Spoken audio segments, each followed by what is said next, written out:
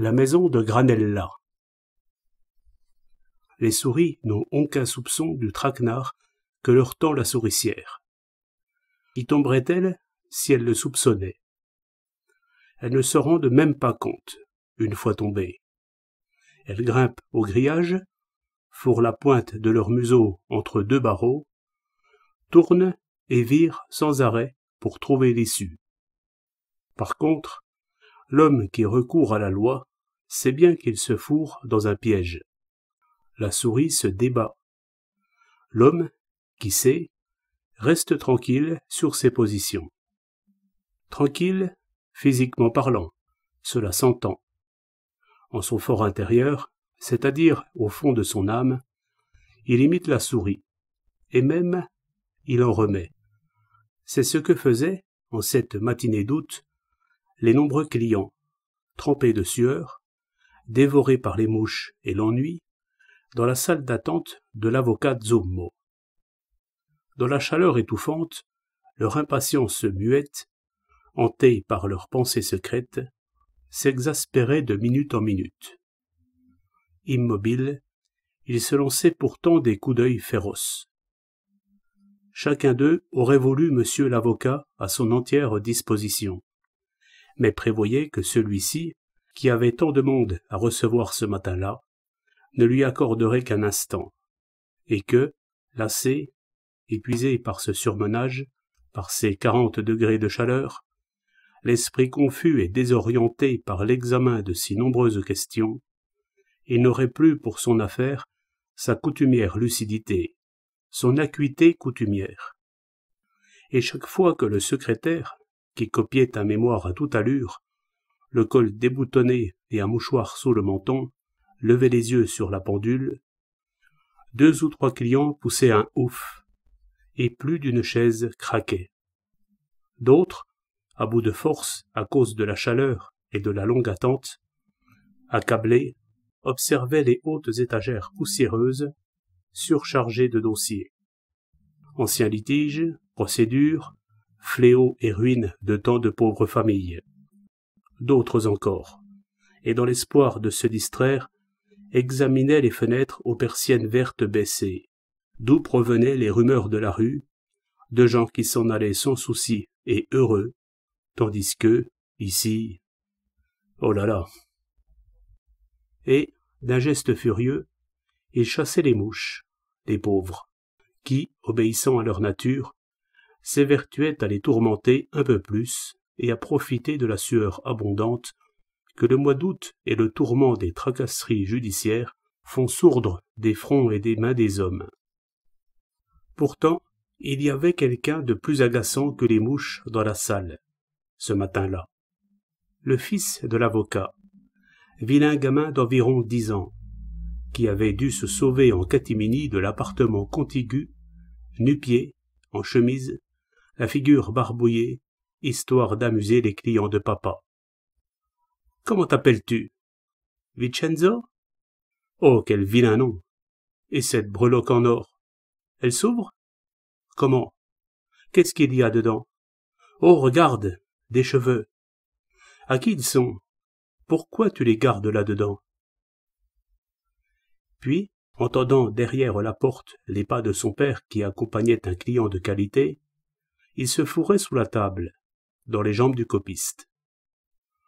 Tout le monde se levait et regardait de certains yeux suppliants l'avocat, qui, les bras en l'air, s'écriait avant de rentrer dans son bureau.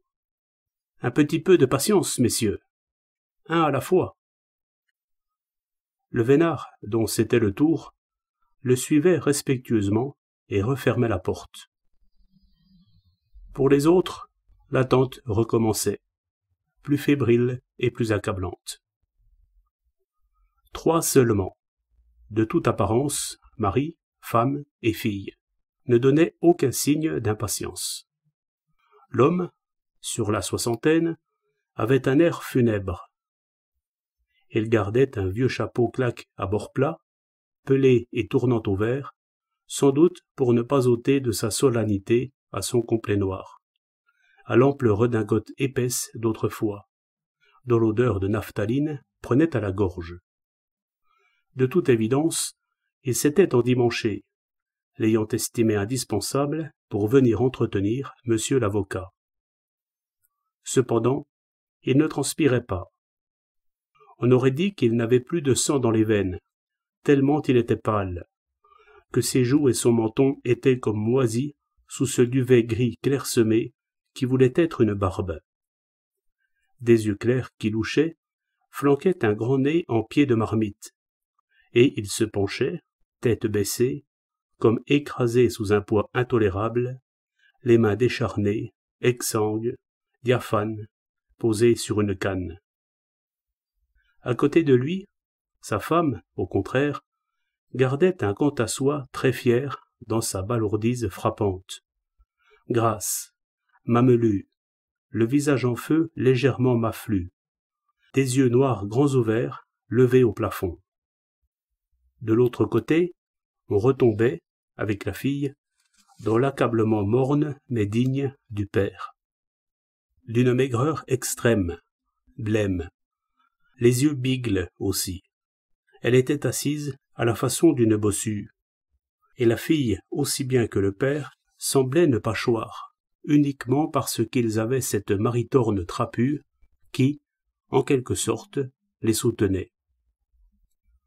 Les autres clients les observaient avec une intense curiosité, mêlée à un certain effroi hostile. Bien que les pauvres, 3 fois déjà, ils eussent cédé leur tour, laissant entendre qu'ils en auraient pour longtemps avec monsieur l'avocat. Quel malheur les avait donc frappés? Qui les poursuivait? L'ombre d'une mort violente qui criait vengeance? La menace de la misère? La misère? Non, certainement pas. La femme était surchargée d'or. De grosses boucles pendaient à ses oreilles. Un collier à double rangée lui serrait le cou. Un gros pendentif en poire montait et descendait sur sa poitrine.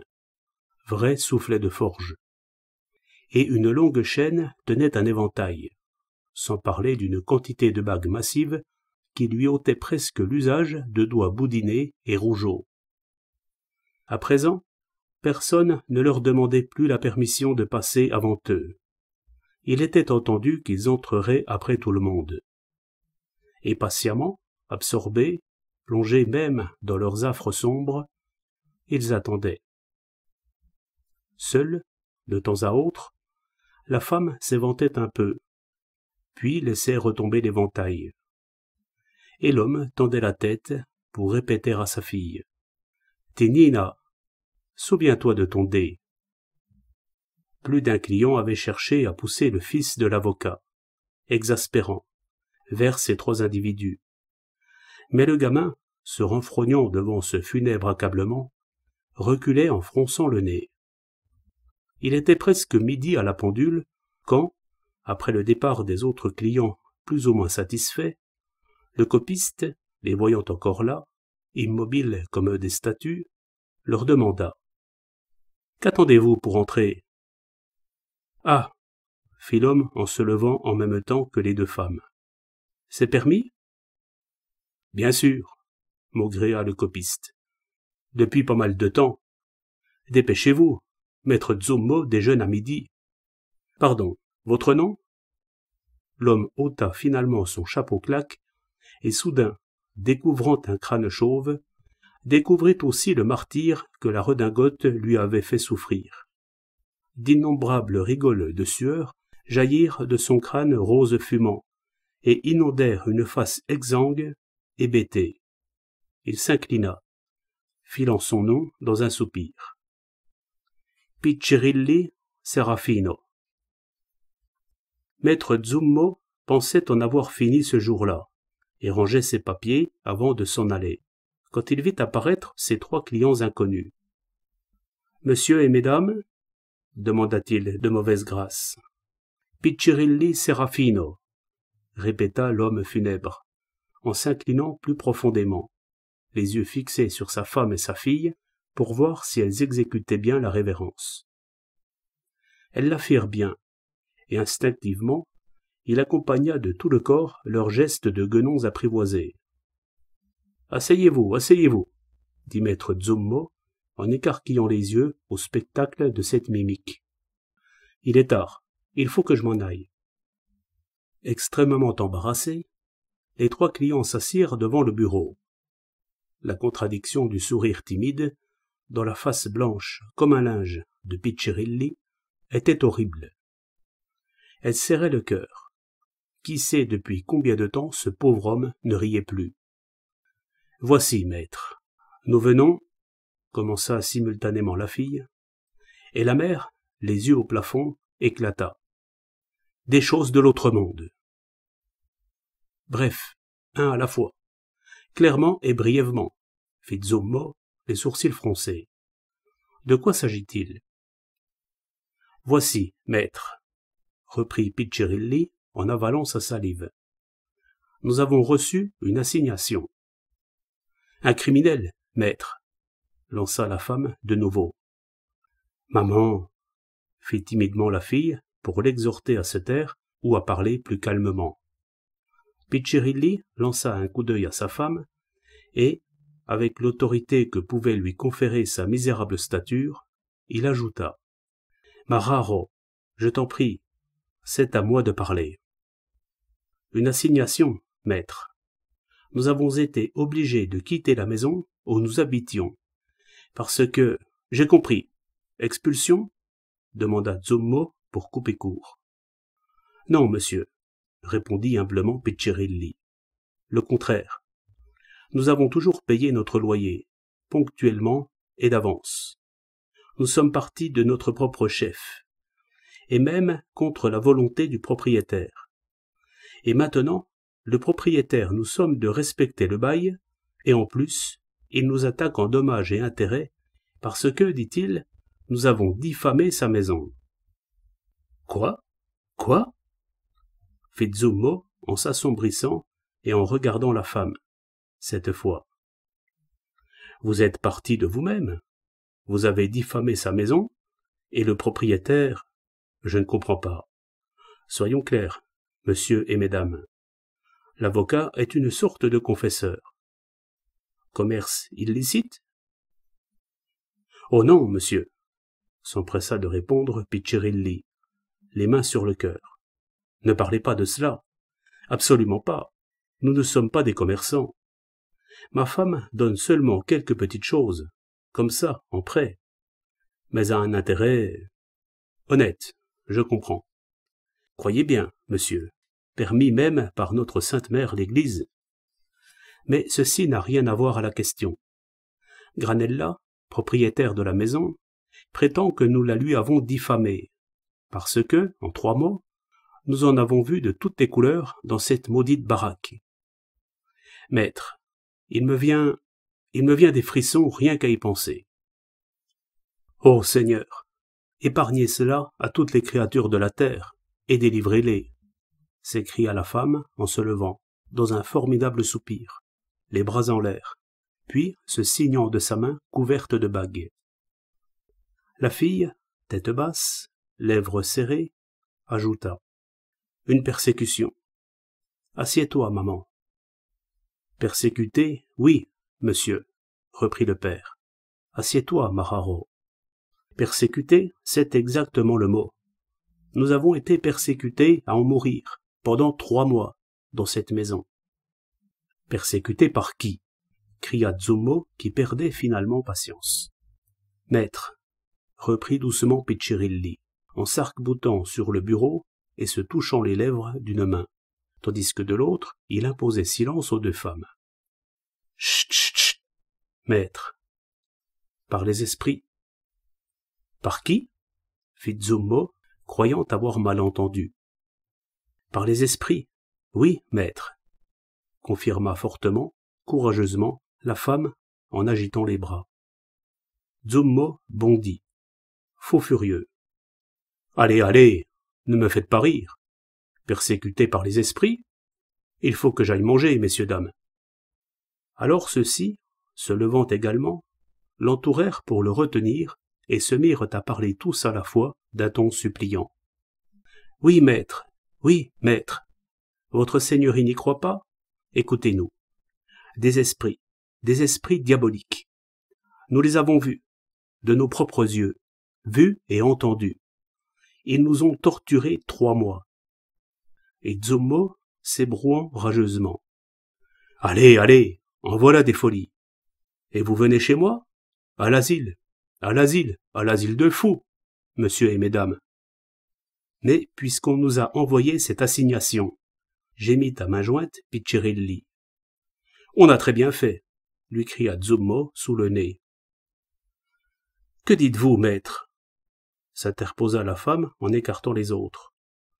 C'est là toute l'assistance que votre seigneurie prête à de pauvres gens persécutés? Grand Dieu! Votre seigneurie tient ses propos parce que vous n'avez pas vu comme nous. Ils existent, croyez-moi, ils existent, les esprits. Ils existent.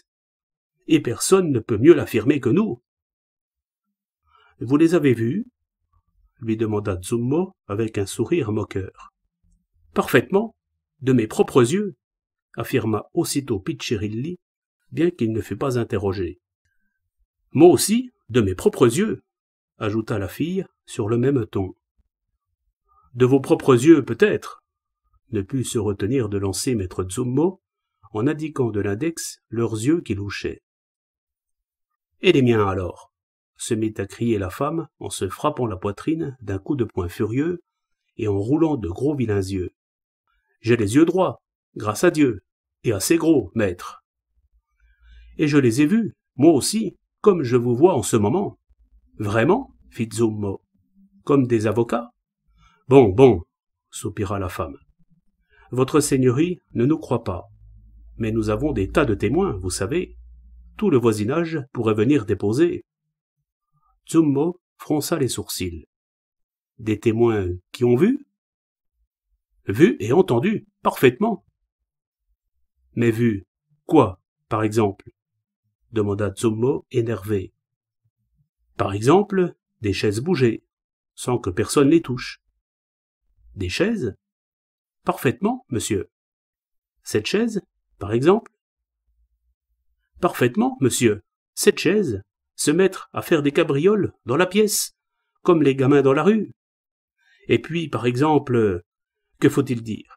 Une pelote à épingle, par exemple, en velours, en forme d'orange, que ma fille Tinina a faite, volée du tiroir jusque dans la figure de mon pauvre mari, comme lancée par une main invisible.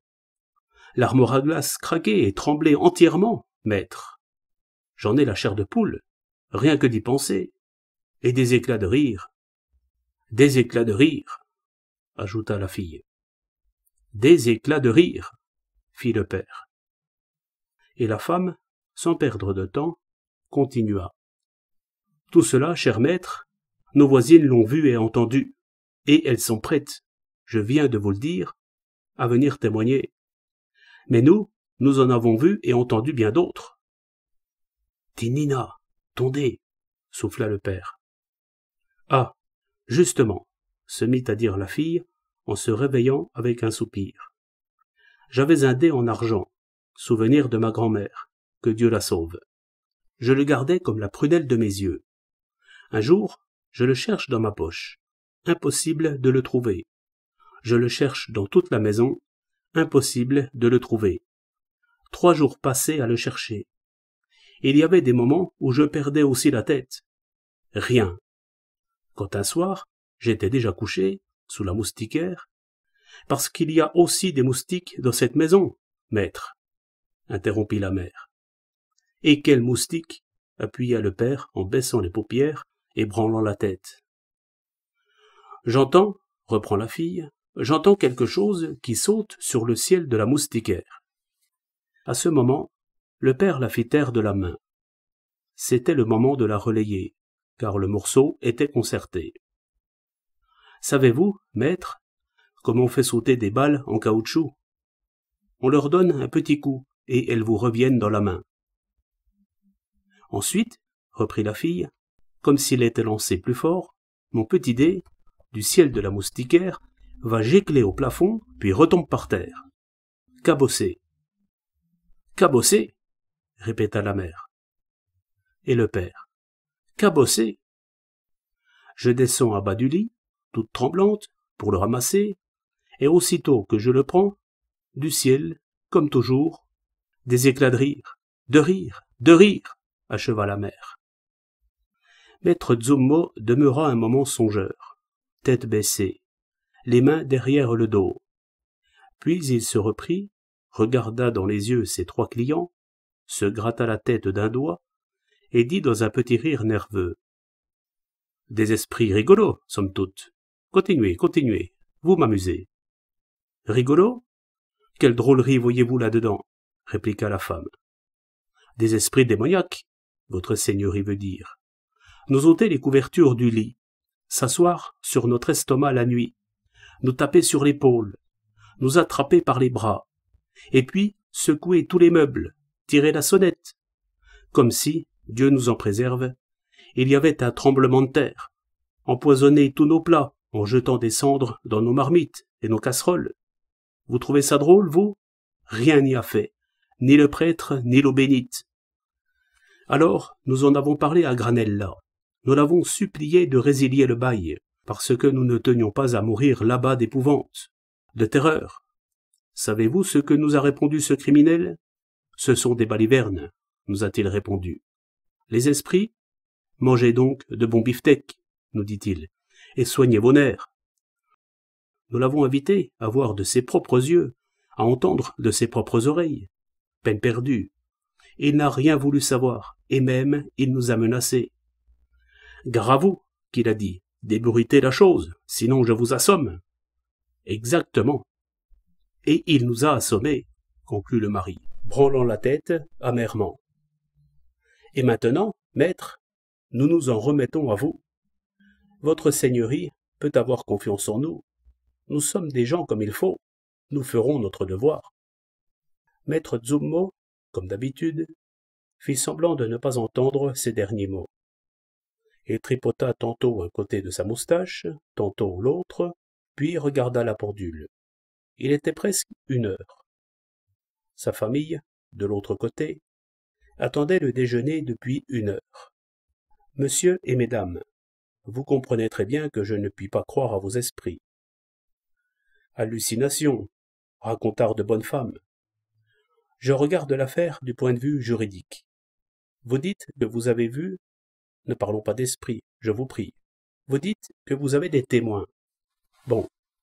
Vous dites que la vie dans cette maison est devenue intolérable à la suite de cette sorte de persécution. Disons, curieuse, voilà. Le cas est nouveau et extrêmement spécieux. Il me tente, je l'avoue. Mais il faut s'appuyer d'une façon ou d'autre sur le code. Je m'explique. Il faut trouver un fondement juridique au procès. Laissez-moi voir, étudier, avant de m'en charger. Il est tard. Revenez demain et je serai en mesure de vous donner une réponse. Cela vous va-t-il?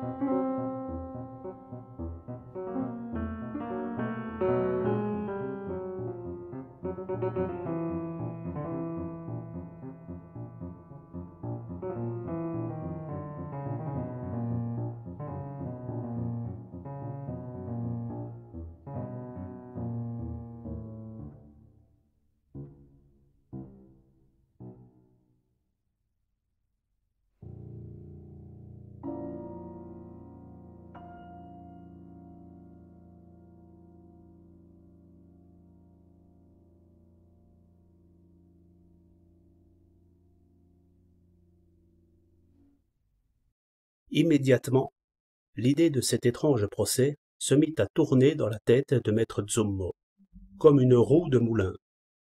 À table, il fut incapable de manger, incapable ensuite de se reposer sur son lit comme il en avait l'habitude l'été. Les esprits, se répétait-il à intervalles, et ses lèvres s'ouvraient sur un sourire goguenard, pendant que se présentaient à ses yeux les têtes comiques des 3 nouveaux clients qui juraient et rejuraient d'avoir vu les esprits. Si souvent, dans son enfance, il avait entendu parler d'esprits et certains écrits de domestiques l'avaient beaucoup effrayé. il se rappelait encore l'angoisse qui lui serrait le cœur au cours des terribles insomnies de ces nuits lointaines. L'âme, soupira-t-il à un certain moment, en s'étirant vers le ciel de la moustiquaire, puis en laissant retomber les bras lourdement sur le lit. L'âme immortelle. Et oui, pour admettre les esprits, il faut présupposer l'immortalité de l'âme. Il n'y a pas à dire. L'immortalité de l'âme. J'y crois ou je n'y crois pas. Je dis et j'ai toujours dit que non. Or, je devrais au moins admettre le doute, contre toutes mes assertions précédentes. Quelle tête je fais là? Voyons un peu. Nous nous mentons à nous-mêmes autant que nous mentons aux autres. Je le sais bien. Je suis très nerveux, et quelquefois, parfaitement, me trouvant seul, j'ai eu peur. Peur de quoi? Je ne sais pas. J'ai eu peur. Voilà. Nous avons peur de fouiller dans notre âme, parce qu'une telle enquête pourrait nous montrer différents de ce que nous nous plaisons à nous croire ou à être crus. Je n'ai jamais pensé sérieusement à cela. La vie nous distrait.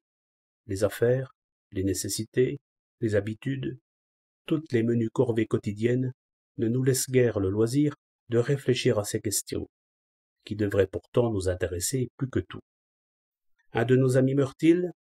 Nous nous arrêtons devant sa mort, comme des bêtes rétives, et nous préférons revenir en arrière, à sa vie, en évoquant quelques souvenirs, pour nous empêcher d'aller au-delà par la pensée, c'est-à-dire au-delà du point qui a marqué pour nous la fin de notre ami. Bonne nuit. Nous allumons un cigare pour chasser par la fumée notre trouble et notre mélancolie. La science aussi s'arrête là, aux limites de la vie, comme si la mort n'existait pas et ne devait nous causer aucun souci. Vous dites, vous êtes encore ici. Songez à vivre, vous autres. Que l'avocat songe à faire l'avocat, l'ingénieur à faire l'ingénieur. Bon, je fais l'avocat. Mais voilà, l'âme immortelle. Messieurs les esprits, que font-ils? Ils viennent frapper à la porte de mon cabinet. Hé hé, maître, nous sommes là aussi, vous savez, nous aimerions bien aussi fourrer le nez dans votre code civil. Vous autres, gens positifs, vous ne voulez pas vous occuper de nous? Vous ne voulez pas vous préoccuper de la mort? Et nous, tout Guilleret, nous venons frapper à la porte des vivants, du royaume de la mort, et ricaner dans vos armoires, faire basculer les chaises sous vos yeux, comme si c'étaient de petites polissonnes, et épouvanter ces pauvres gens. Puis, aujourd'hui, mettre dans l'embarras un avocat qui passe pour érudit, et demain, un tribunal appelé à émettre sur nous un jugement des plus nouveaux. Maître Zummo se leva en proie à une vive surexcitation, et rentra dans son cabinet pour compulser le code civil. 2 articles seulement pouvaient offrir un fondement au litige, l'article 1575 et le 1577. Le premier disait « Le bailleur est tenu de par la nature du bail, et sans aucune stipulation spéciale, 1. À remettre au preneur la maison louée, 2. À l'entretenir en état de servir à l'usage pour lequel elle est destinée, 3. À garantir au preneur la jouissance paisible pendant toute la durée du bail. » L'autre article disait « Le preneur doit avoir toute garantie contre les vices ou défauts de la chose louée, qui en empêcherait l'usage, bien qu'il n'ait pas été connu du bailleur au moment de la location. S'il s'ensuit de ces vices ou défauts des dommages au preneur, le bailleur est tenu de l'en indemniser, sauf s'il peut prouver qu'il les ignorait. Si ce n'est que, en excipant de ces 2 articles, il n'y avait pas d'autre planche de salut que de prouver l'existence réelle des esprits. Il y avait les faits, et il y avait les témoignages. Mais jusqu'à quel point étaient-ils recevables? Et quelle explication la science pouvait-elle donner de ces faits? Maître Zummo interrogea Piccirilli de nouveau par le menu, recueillit les témoignages qu'on lui indiquait, et après avoir accepté l'affaire, se mit à l'étudier passionnément. Il lut d'abord une histoire sommaire du spiritisme, de ses origines mythologiques jusqu'à nos jours, le livre de Jacques Collioure sur les prodiges du fakirisme, puis tout ce qu'avaient publié les expérimentateurs les plus illustres et les plus sûrs, de Crookes à Wagner et à Aksakoff, de Gibier à Zöllner et à Janet, de Rochas à Richet, à Morselli, et à sa grande stupeur, il lui advint d'apprendre que les phénomènes ainsi dits spirites étaient désormais indéniables, après les explications explicites des savants les plus sceptiques et les plus positifs. « Bigre !» s'écria Zommo, déjà enflammé et vibrant. « Voilà qui change l'aspect de la chose. » Tandis que ces phénomènes lui avaient été rapportés par des petites gens tels que Piccirilli et leurs voisins, lui, homme sérieux, homme cultivé, nourri de sciences positives, s'en était moqué et les avait repoussés sans autre forme de procès. Pouvait-il les accepter? On les lui aurait fait voir et toucher du doigt, il aurait plutôt avoué qu'il était halluciné lui-même. Mais à présent, alors qu'il les savait certifiés de toute l'autorité de savants tels que Lombroso, Richet, Fichtre, voilà qui changeait l'aspect de la chose. Pour l'instant, Zommo ne pensait plus au litige des Piccirilli, et il se plongeait entièrement dans ses études nouvelles, de plus en plus convaincu et avec une ardeur croissante. Depuis un temps déjà, il ne trouvait plus dans l'exercice de sa profession, qui lui avait procuré tant de satisfaction pourtant et de copieux émoluments, il ne trouvait plus dans la vie étriquée de cette médiocre petite ville de province aucune pâture intellectuelle, aucun débouché à tant d'énergie désordonnée qu'il sentait parfois frémir en lui, et dont il s'exagérait l'intensité en les exaltant en tant que document de sa valeur, hélas, galvaudé ici, dans la mesquinerie de ce petit centre. Depuis un temps, il était irritable, mécontent de lui, de tout et de tous. Il cherchait un point d'appui, un soutien moral et intellectuel, une croyance quelconque. Oui, une nourriture de l'âme, un débouché à toutes les énergies. Et voilà, en lisant ces livres, Fichtre. Le problème de la mort, le terrible être ou ne pas être d'Hamlet, la terrible question, était donc résolu. L'âme d'un trépassé pouvait-elle revenir un instant se matérialiser et venir lui serrer la main? Oui, lui serrer la main, à lui, Zommo, incrédule et aveugle jusqu'à hier, pour lui dire « Zommo, reste tranquille, ne te préoccupe plus des misères de ta vie terrestre si mesquine. Il y a bien autre chose, vois-tu, une toute autre vie que tu vivras un jour. Courage, en avant !» Mais Serafino Piccirilli venait lui aussi, tantôt avec sa femme, tantôt avec sa fille, presque tous les jours, le solliciter, se recommander à ses soins. « J'étudie, répondait Zommo, fou furieux. « Ne me distrayez pas, bigre. Soyez sans crainte, je pense à vous. » Il ne pensait plus à personne, au contraire. Il remettait ses procès, renvoyait tous les autres clients. Toutefois, par gratitude envers ces pauvres Piccirilli, qui, à leur insu, lui avaient ouvert la voie de la lumière, il se décida finalement à examiner de près leur affaire. Tout d'abord, une grave question se présenta à lui et le déconcerta. Dans toutes les expériences, la manifestation des phénomènes advenait constamment par la vertu mystérieuse d'un médium. Certainement, l'un des trois Piccirilli devait être un médium sans le savoir. En ce cas, le vice ne venait plus de la maison de Granella, mais bien des locataires, et tout le procès s'écroulait. Pourtant, oui, si l'un des Piccirilli était médium sans le savoir, la manifestation des phénomènes n'aurait-elle pas dû se produire dans la nouvelle maison louée? Non, au contraire.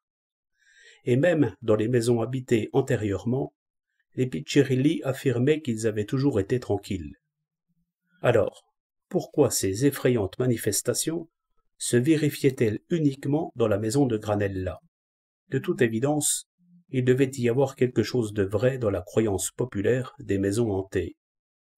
Et puis, il y avait la preuve de fait.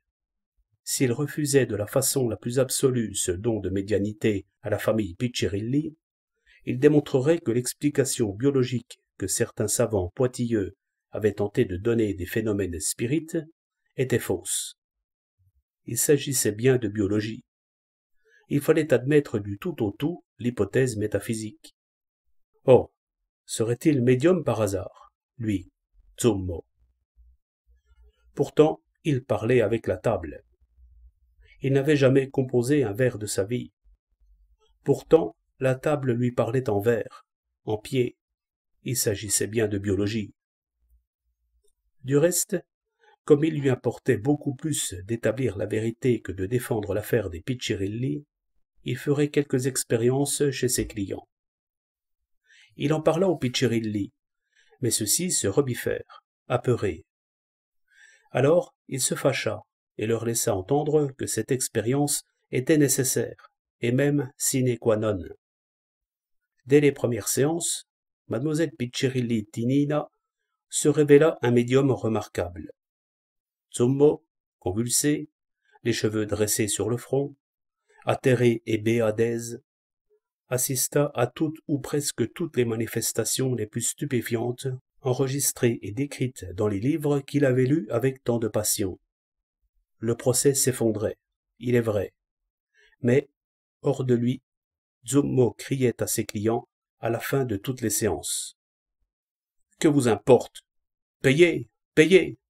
C'est une misère, des bêtises. Fichtre! Nous avons ici la révélation de l'âme immortelle. » Mais ces pauvres Piccirilli pouvaient-ils partager ce généreux enthousiasme? Ils le prirent pour un fou. En parfait croyant, ils n'avaient jamais eu le moindre doute sur l'immortalité de leurs petites âmes accablées et mesquines. Ces expériences auxquelles ils se prêtaient en victimes, par obéissance, leur semblaient des pratiques démoniaques. C'est en vain que Zummo cherchait à les remettre d'aplomb. En fuyant la maison de Granella, ils avaient cru s'affranchir de cette affreuse persécution. Et maintenant, dans la nouvelle maison, par œuvre de leur avocat, les voici de nouveau en commerce avec les démons, en proie aux terreurs d'avant.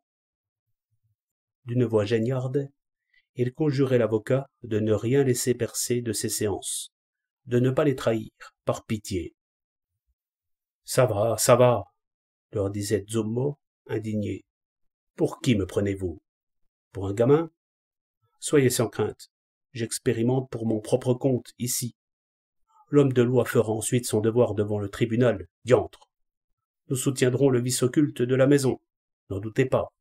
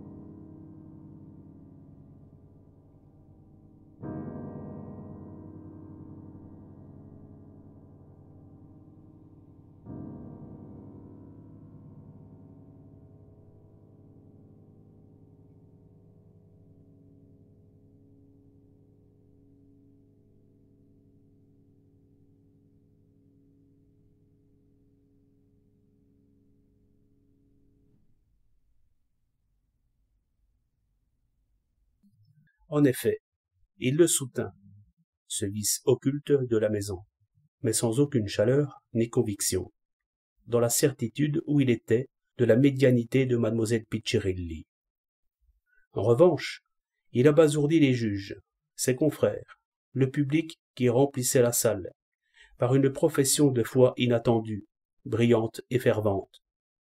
Il parla d'Allan Kardec comme d'un nouveau Messie, définit le spiritisme, la nouvelle religion de l'humanité, dit que la science, par ses appareils stables mais froids, par son formalisme trop rigoureux, avait assujetti la nature, que l'arbre de vie artificiellement élevé par la science avait perdu ses frondaisons, était devenu stérile ou donnait des fruits rabougris, ou qui n'avaient plus qu'un goût de cendre ou de poison, car aucune ardeur de foi ne les mûrissait plus. Mais à présent, le mystère commençait à entr'ouvrir ses portes ténébreuses. Il les ouvrirait toutes grandes demain. Cependant, de ce premier entrebâillement, des ombres encore incertaines et effrayantes venaient révéler le monde de l'au-delà à l'humanité apeurée.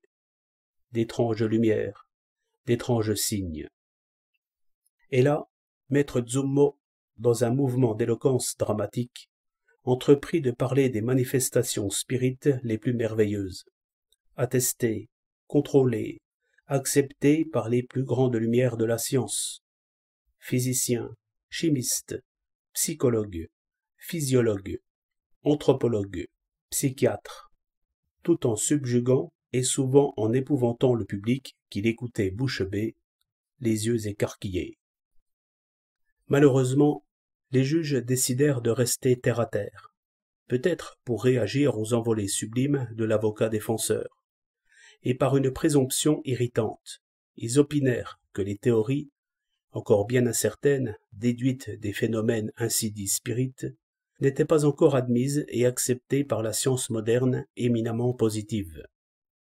Que du reste, en considérant de plus près le procès, si selon l'article 1575, le bailleur est tenu de garantir au preneur la jouissance de la chose louée, dans le cas sous examen, comment le bailleur pouvait-il garantir la maison sans esprit, puisque ce sont des ombres errantes et incorporelles? D'autre part, relativement à l'article 1577, les esprits pouvaient-ils constituer un de ces vices occultes qui interdisent l'usage de l'habitation? Étaient-ils encombrants? Et quelle solution pouvait apporter le bailleur contre eux?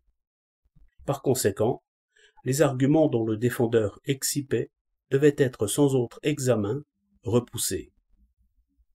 Le public, encore ému et profondément impressionné par les révélations de maître Zummo, désapprouva unanimement ce jugement, qui, par son côté mesquin, voire prétentieux, avait tout d'une dérision. Zummo invectiva le tribunal dans un tel état d'indignation qu'un peu plus il était arrêté. Furibond, il put soustraire les Piccirilli à la commisération générale, en les proclamant martyrs de la nouvelle religion au milieu des applaudissements. Cependant, Granella, propriétaire de la maison, jubilait d'une joie maligne. C'était un gros homme d'une cinquantaine d'années, adipeux et sanguin.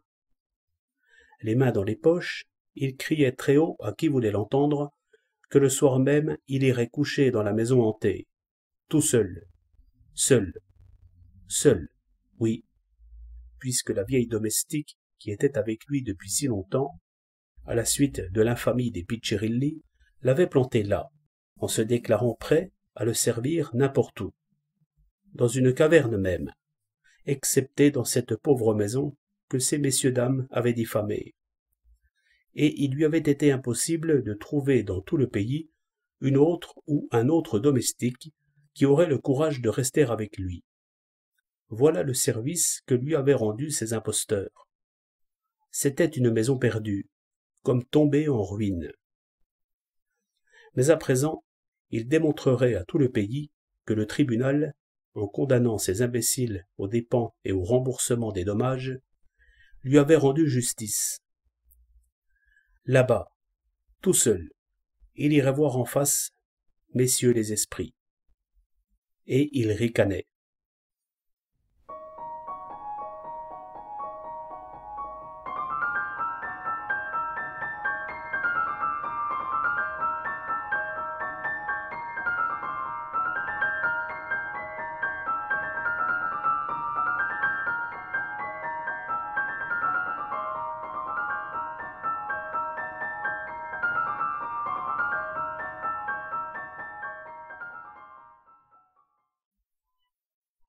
La maison s'élevait dans le quartier le plus élevé de la ville, au sommet de la colline.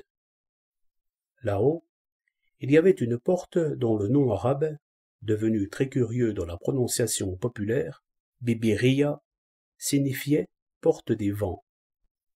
À l'extérieur de cette porte s'étendait un grand terrain vague. C'est là où s'élevait, solitaire, la maison de Granella.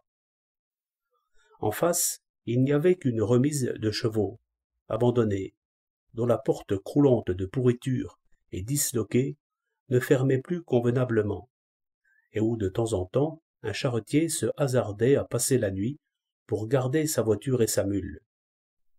Un seul quinquet à pétrole trouait à grand-peine les ténèbres, les nuits sans lune, sur ce terrain vague. Mais à 2 pas, à l'intérieur de la porte, le quartier regorgeait de monde, étouffé par les immeubles. La solitude de la maison de Granella n'était donc pas si grande que cela, et elle ne semblait triste, plus que triste, effrayante maintenant, que la nuit, uniquement. La journée, les habitants de ces maisons entassées les unes contre les autres pouvaient l'envier. Envier sa solitude, mais aussi la maison en soi, non seulement pour sa vue si ouverte et pour l'air, mais aussi pour la façon dont elle était construite, les commodités et les aises qu'elle offrait, à un prix plus modique que les autres, qui n'en avaient point ou guère. Après l'abandon des Piccirilli, Granella l'avait entièrement remise à neuf. Papier neuf, carreaux de Valence neufs, plafond repeint, portes revernies, de même que fenêtres, balcons et persiennes. Peine perdue. Beaucoup de monde était venu la visiter, par curiosité. Personne n'avait voulu la louer. Et en l'admirant, si propre, gorgée d'air et de lumière, en songeant à tous les frais qu'il y avait faits, Granella pleurait presque de rage et de chagrin. Alors, il y fit transporter un lit, une commode, un lavabo et quelques chaises, qu'il logea dans une des si nombreuses pièces vides.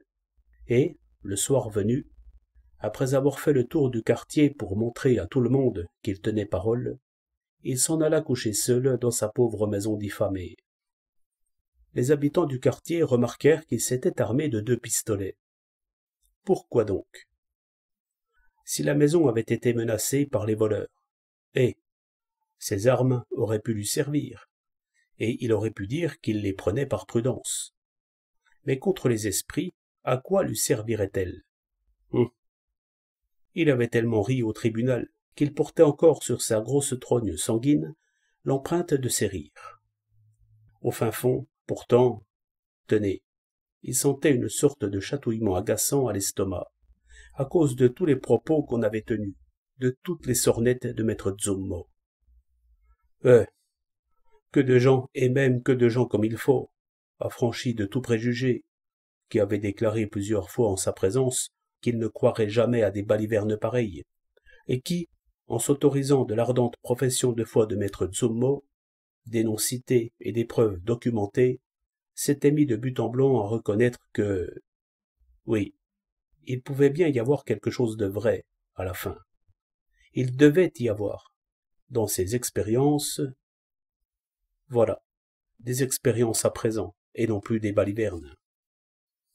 Mieux encore, l'un des juges, après le verdict, en sortant du tribunal, s'était approché de maître Zummo, encore dans tous ses états, et, parfaitement, avait admis qu'un certain nombre de faits rapportés dans des journaux, autorisés par des témoignages indiscutables de savants célèbres, l'avaient ébranlé, vraiment. Et il avait raconté, en outre, qu'une de ses sœurs mariée à Rome recevait 1 ou 2 fois par an, en plein jour, quand elle se trouvait seule, la visite, comme elle l'affirmait, d'un mystérieux petit homme rouge qui lui confiait une foule de choses et lui offrait même des cadeaux fort curieux. Qu'on se figure Zummo à une déclaration pareille après le jugement défavorable. Alors, ce juge idiot avait haussé les épaules et lui avait dit « Mais vous comprenez, mon cher maître, dans l'état des choses... » En somme, toute la population était restée profondément ébranlée par les affirmations et les révélations de Zummo. Et Granella se sentait seul, maintenant. Seul et enragé comme si tout le monde l'avait abandonné, lâchement. La vue de ce terrain vague et désert, au bout duquel la haute colline, où se dresse la ville, surplombe à pic une large vallée, avec cet unique quinquet dont la flamme vacillait, comme apeurée par les ténèbres épaisses qui montaient de la vallée, n'était certes pas faite pour ranimer le courage d'un homme à l'imagination un peu dérangée. Et ce n'est pas non plus la lueur d'une seule bougie qui allait ragaillardir son courage, car celle-ci, qui sait pourquoi, grésillait en brûlant comme si quelqu'un soufflait dessus pour l'éteindre. Granella, qui poussait des oufs retentissants, ne s'apercevait pas qu'il soufflait de ses 2 narines sur la bougie. En traversant les nombreuses pièces vides, silencieuses, qui résonnaient, pour arriver à celle où il avait logé ses quelques meubles, il tenait fixement son regard sur la flamme tremblotante qu'il abritait d'une main, afin de ne pas voir l'ombre de son corps monstrueusement agrandi fuir sur les murs et sur les carreaux, par terre. Le lit, les chaises, la commode, le lavabo, lui parurent perdus dans cette chambre remise à neuf. Il posa la bougie sur la commode, en évitant d'allonger son regard vers la porte, derrière laquelle les autres pièces vides restaient dans le noir. Son cœur cognait. Il était trempé de sueur. Que faire? Avant tout, fermer cette porte et mettre le verrou. Oui, puisque, par habitude, il s'enfermait ainsi dans sa chambre. Il est vrai qu'il n'y avait personne de l'autre côté, mais question d'habitude, n'est-ce pas? Pourquoi donc avait-il repris la bougie pour aller fermer la porte de sa chambre? Oh, une distraction. Ne serait-il pas bon, maintenant, d'ouvrir un peu le balcon?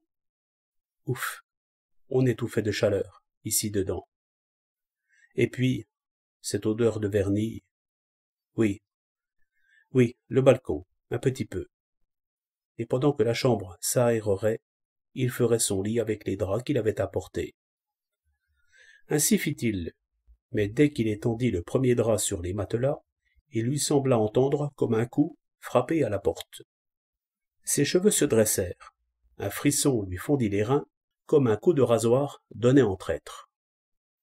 Peut-être le pommeau du lit en fer avait-il tapé contre le mur? Il attendit un peu, le cœur battant la chamade. Silence. Mais il lui parut mystérieusement animé, ce silence. Granella rassembla toutes ses forces, fronça les sourcils, tira de sa ceinture un pistolet, reprit la bougie, rouvrit la porte, et, ses cheveux frémissant sur la tête, il cria « Qui est là ?» Sa grosse voix retentit, sinistre, à travers les chambres vides, et cet écho fit reculer Granella. Mais il se reprit immédiatement, tapa du pied, tendit le bras, le pistolet au poing, attendit un moment, puis du seuil de sa chambre se mit à inspecter la pièce à côté. Dans cette pièce, il n'y avait qu'une échelle appuyée au mur d'en face, celle dont s'étaient servis les ouvriers pour coller le papier. Rien d'autre. Mais oui, allons, cela ne faisait aucun doute. Le pommeau du lit avait cogné contre le mur. Et Granella rentra dans la chambre, mais les membres si alourdis qu'il fut incapable de se remettre à faire le lit, sur le moment. Il prit une chaise et alla s'asseoir sur le balcon, au frais. Zzz. Au diable la chauve-souris! Mais il reconnut sur-le-champ, que c'était un cri de chauve-souris attiré par la bougie dans la chambre. Et il rit, Granella, de la peur qu'il n'avait pas eue cette fois, et leva les yeux pour discerner dans le noir le vol saccadé de la chauve-souris. Mais à ce moment-là, de la chambre, lui parvint un craquement. Il reconnut tout de suite aussi que ce craquement venait du papier collé de frais, et cela l'amusa de bon cœur. C'était une bonne blague que ces esprits, si tout se bornait là. Si ce n'est qu'en se retournant, tout souriant, pour regarder à l'intérieur de la chambre, il vit... Tout d'abord, il ne comprit pas bien de quoi il s'agissait. Il bondit sur ses pieds, atterré, se cramponnant à la balustrade du balcon, tout en reculant. Une langue démesurée, blanche, s'allongeait silencieusement, à partir de la porte de l'autre pièce restée ouverte. Malédiction, malédiction, malédiction. Un rouleau de papier que les ouvriers avaient sans doute laissé là, en haut de cette échelle. Mais qui l'avait fait dégringoler de là-haut, puis glisser en se déroulant sur les carreaux de 2 pièces, en se faufilant par la porte restée ouverte? Granella n'y tint plus. Il rentra, sa chaise à la main, referma en toute hâte le balcon, prit son pardessus, la bougie, et se sauva jusqu'en bas des escaliers. Il ouvrit tout doucement la porte sur la rue, lança un coup d'œil sur le terrain vague. Personne. Il tira la porte derrière lui, et, rasant le mur de la maison, se coula dans la petite rue hors des murs de la bourgade, dans le noir. Fallait-il perdre sa santé, par amour de cette maison?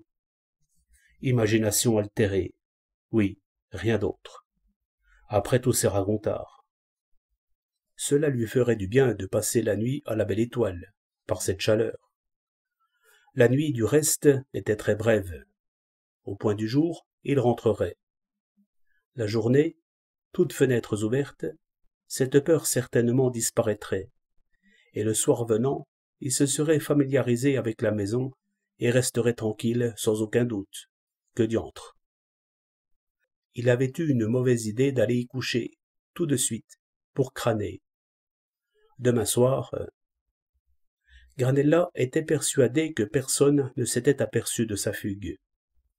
Mais dans la remise, en face de la maison, un charretier s'abritait ce soir-là, et il le vit sortir effrayé mais prudent, puis le vit rentrer aux premières heures de l'aube.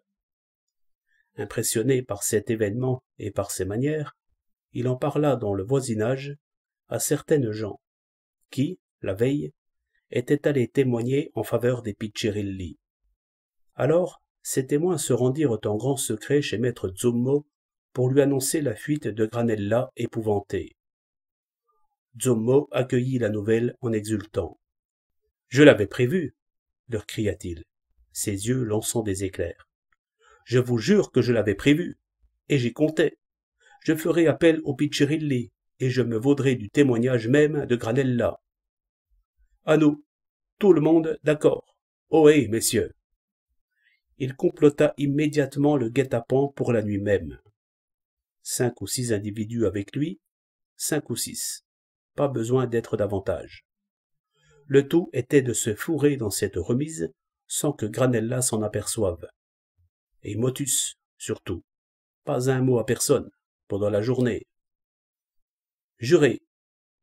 Nous jurons. Maître Zummo aurait-il pu trouver, dans l'exercice de sa profession, plus vive satisfaction que celle-là. Cette nuit même, après 11 heures, il surprit Granella en train de sortir pieds nus de chez lui, en manches de chemise, ses souliers et son veston à la main, tandis que de l'autre il retenait sur son ventre son pantalon, qu'il n'arrivait pas à boutonner, dans la frayeur qui le possédait. « Bonne promenade, Granella !» Aux éclats de rire débridés des autres individus aux aguets, le pauvre homme laissa tomber ses souliers, d'abord l'un puis l'autre, et resta, le dos au mur, confondu, absolument pétrifié. « Tu y crois maintenant, imbécile, à l'âme immortelle !» rugit Zummo en le secouant. « La justice aveugle t'a donné raison, mais tu as ouvert les yeux maintenant. Qu'as-tu vu? Parle !» Mais le pauvre Granella, tout tremblant, pleurait, et n'était plus capable de parler.